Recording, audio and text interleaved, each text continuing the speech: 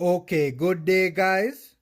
Hope everybody is having a good day so far and enjoying the start of the weekend. Please remember the golden rules to like the video and subscribe to the Formula Sports channel, as it is a free way to support the channel. So guys, finally I'm gonna be able to put out this video. It was taking me a little while because of some challenges I was experiencing, but finally I am gonna be able to put this video out. So the big game would have taken place yesterday, Jamaica against the US, and of course this one was a highly anticipated one. My takeaway from the game was that overall, a surprisingly very good showing from the boys, all things being considered.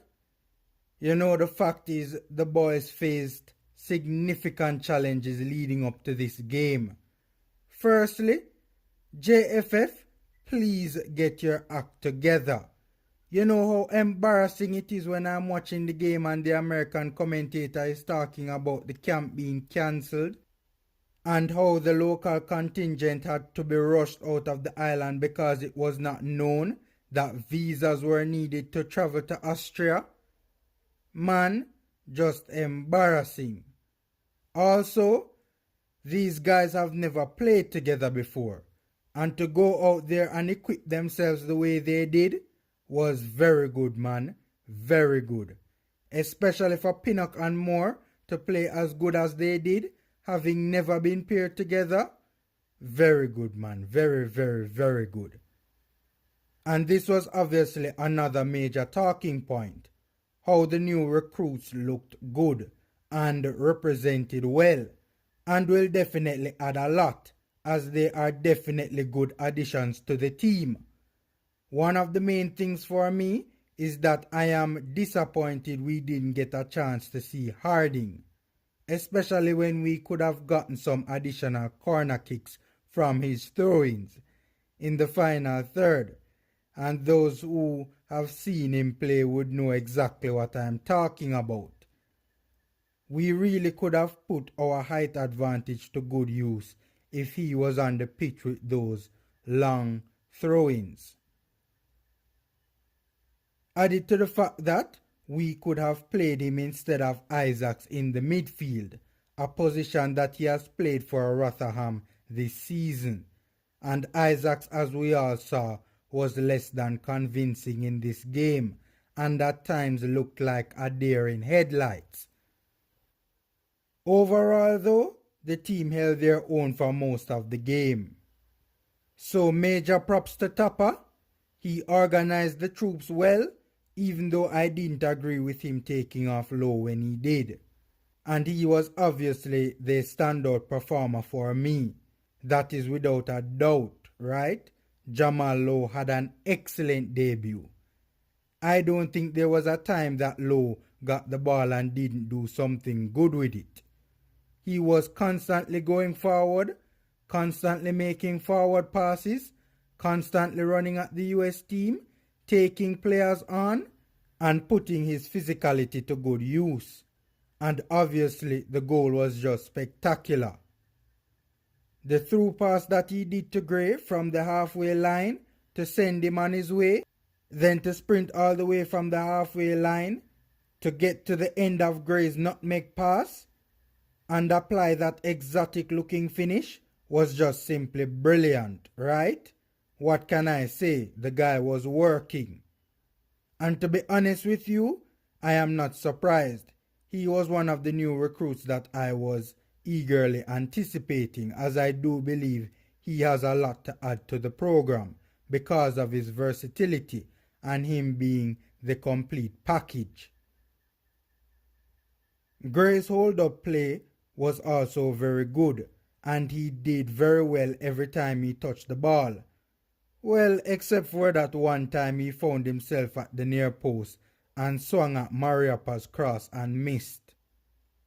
Mariappa, by the way, put in two very good crosses in this game.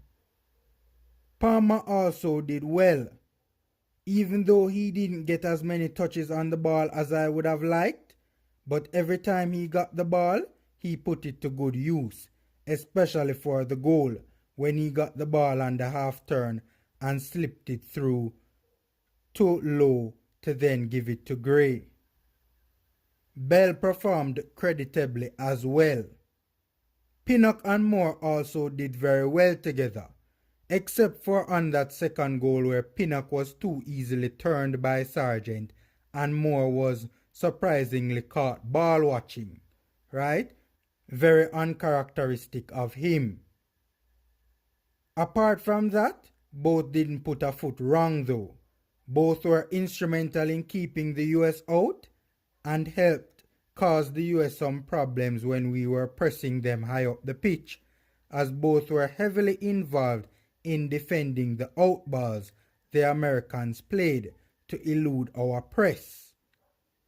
And on a couple of occasions, we saw where they actually retrieved possession for us, like for example at the halfway line, and won us possession via the high press. One player that surprised me was Jadine White, who did very well in my estimation, even despite conceding 4 goals and not making any real save of note.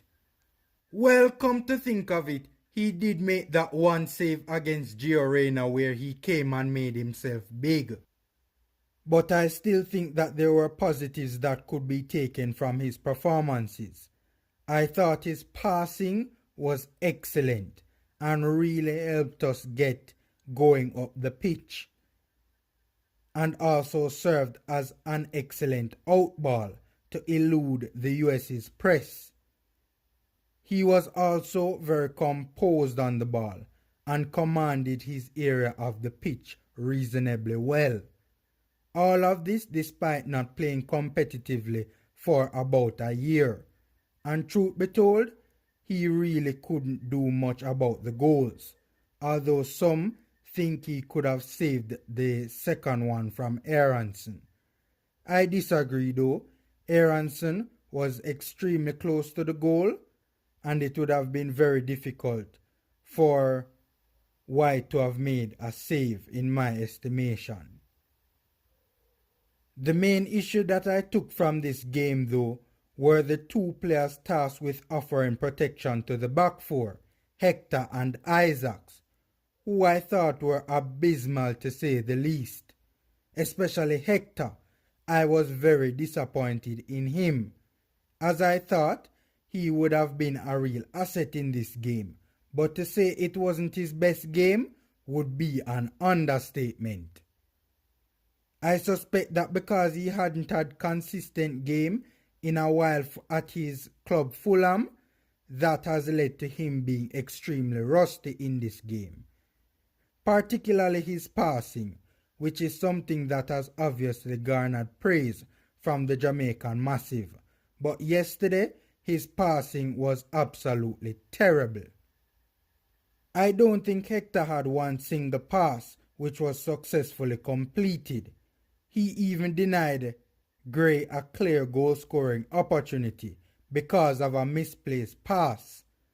As a matter of fact, both he and Isaacs kept on doing misplaced passes, sometimes without any real pressure from the US.